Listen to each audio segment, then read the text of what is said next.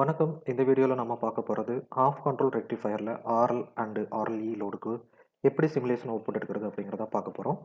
இந்த பேஜில் நான் ஃப்ரேம் பண்ணியிருக்கிற சர்க்யூட் டயக்ராம் ஆஃப் கண்ட்ரோலுடைய ஆர் லோடுனுடைய சர்க்யூட் டயக்ராம். இந்த சர்க்யூட் டயக்ராம் தான் நம்ம மாடிஃபிகேஷன் பண்ண போகிறோம். இதற்கு முன்னாடி நாம் இந்த சர்க்யூட் டயக்ராம் நம்ம எப்படி ஃப்ரேம் பண்ணோம் அப்படிங்கிறதுக்கு நம்ம ஆல்ரெடி ஒரு வீடியோ போட்டிருக்கோம். அந்த வீடியோனோட லிங்க் டிஸ்கிரிப்ஷனில் கொடுத்துருக்கேன். கண்டிப்பாக மறக்காமல் பாருங்கள். இப்போ ஆர் லோட் அந்த லோடை நீங்கள் டபுள் கிளிக் பண்ணுங்கள். டபுள் கிளிக் பண்ணால் நம்மளுக்கு ஒரு டயலாக் பாக்ஸ் ஓப்பன் ஆகும். அதில் ஆர்எல் லோடு நீங்கள் சூஸ் பண்ணுங்கள். Resistance value 10, inductance values 50 milli Henry கொடுத்துருங்க. அப்ளை பண்ணிவிட்டு இப்போ ரன் பண்ணுங்கள். ரன் பண்ணதுக்கப்புறம் ஸ்கோப்பை டபுள் கிளிக் பண்ணிங்கன்னா உங்களுக்கு வேவ் ஃபார்ம் கிடைக்கும்.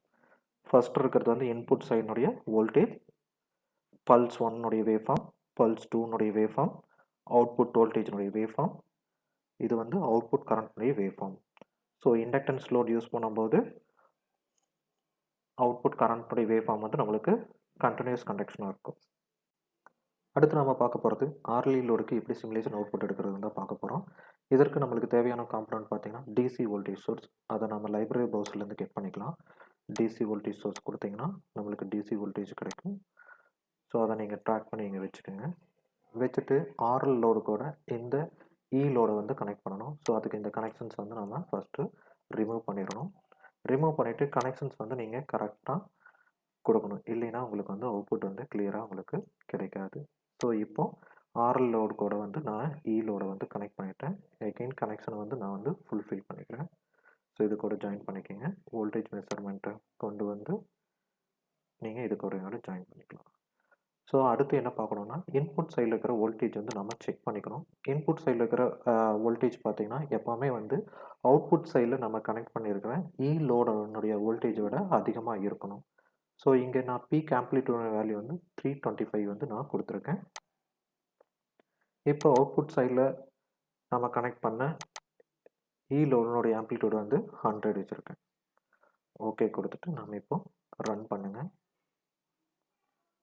ஸ்கோப்பை டபுள் கிளிக் பண்ணால் நம்மளுக்கு அவுட்புட் வேவ் ஃபார்ம் கிடைக்கும். ஸோ இதுதான் ஆர்எல்இ லோடு யூஸ் பண்ணும்போது நம்மளுக்கு கிடைக்கிற அவுட்புட் வேவ் ஃபார்ம். இந்த வேவ் ஃபார்ம்லேயும் நம்மளுடைய அவுட்புட் கரண்ட் நம்மளுக்கு கண்டினியூஸ் கண்டக்ஷன் தான் இருக்கும். பட் அது இப்போ ஏன் கண்டினியூஸ் கண்டக்ஷனில் கிடைக்கலைன்னா நாம் இண்டக்டன்ஸ் வேல்யூ நாம் லோவாக வச்சுருக்கோம். இதே நாம் இண்டக்டன்ஸ் வேல்யூ நாம் வேரி பண்ணால் நம்மளுக்கு எப்படிப்பட்ட அவுட்புட் கிடைக்கிறது நம்ம பார்ப்போம். இப்போது இண்டக்டன்ஸ்னோட வேல்யூ நான் இன்க்ரீஸ் பண்ண போகிறேன். 15 நம்ம ப்ரீவியஸாக வச்சுருந்தோம். இப்போ ஜஸ்ட் 200 அப்படின்னு நான் கொடுக்குறேன், அப்ளை பண்ணுறேன்.